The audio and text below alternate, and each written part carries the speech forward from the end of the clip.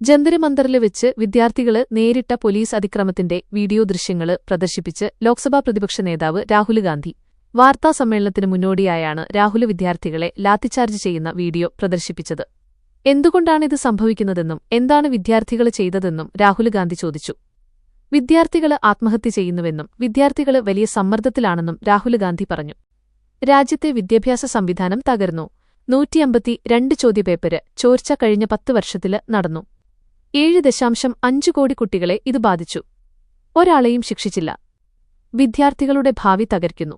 ഇതാണ് യുവാക്കള് പ്രതിഷേധിക്കാന് കാരണം, രാഹുൽ ഗാന്ധി പറഞ്ഞു. മധ്യവർഗ ദരിദ്ര കുടുംബങ്ങളെയാണ് ഇത് ബാധിച്ചതെന്നും രാഹുൽ ഗാന്ധി കൂട്ടിച്ചേർത്തു. അവരുടെ കുട്ടികളാണ് ഇരകളെന്നും സർക്കാർ അനങ്ങുന്നില്ലെന്നും അദ്ദേഹം ചൂണ്ടിക്കാട്ടി. 1.32 ലക്ഷം കോടിയാണ് ഒരു വർഷം നീറ്റ് തയ്യാറെടുപ്പിന് രാജ്യത്തെ കുട്ടികള് ചെലവാക്കുന്നത്. 1.4 ലക്ഷം കോടിയാണ് രാജ്യത്തിന്റെ വിദ്യാഭ്യാസ ബജറ്റ്. ഇന്ത്യയിലെ യുവാക്കൾക്ക് ഭാവിയില്ല. 21 ലക്ഷത്തോളം സന്തുഷ്ടരായ ഉപഭോക്താക്കളും 2 ലക്ഷത്തോളം തിമിര ശസ്ത്രക്രിയകളും പൂർത്തിയാക്കിയ മലബാറിലെ ഏക കണ്ണാശുപത്രിയിൽ Alsalama eye hospital, hospital road, Perinthalmanna.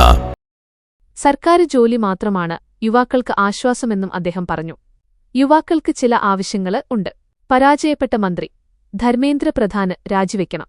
രാജി 100% ന്യായമായ ആവശ്യമാണ്. യുവാക്കളെ ആക്രമിക്കാന് ഉത്തരവിട്ടവർക്ക് എതിരെ നടപടി വേണം. പ്രധാനമന്ത്രി നരേന്ദ്രമോദി മാപ്പ് പറയണം. യുവാക്കളുടെ ആവശ്യത്തെ പിന്തുണയ്ക്കുന്നു.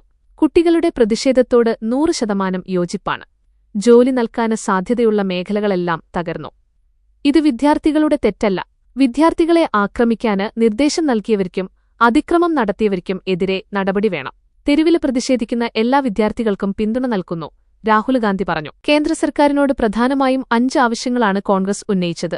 നീറ്റ് പരീക്ഷയെഴുതി ജീവനൊടുക്കിയ വിദ്യാർത്ഥികളുടെ കുടുംബങ്ങൾക്ക് നഷ്ടപരിഹാരം നൽകണം. പാർലമെന്റില് പ്രധാനമന്ത്രി നരേന്ദ്രമോദി ഈ വിഷയത്തില് പ്രതികരിക്കണം. വിദ്യാഭ്യാസ മന്ത്രി ഉടന് രാജിവെക്കണം. വിദ്യാർത്ഥികൾക്കെതിരായ പോലീസ് അതിക്രമത്തില് അന്വേഷണം വേണം. പാർലമെന്റ് നിർത്തിവെച്ച് വിദ്യാർത്ഥികളുടെ ആവശ്യങ്ങള് ചർച്ച ചെയ്യണം എന്നിവയാണ് കോൺഗ്രസ് ഉന്നയിച്ച ആവശ്യങ്ങൾ.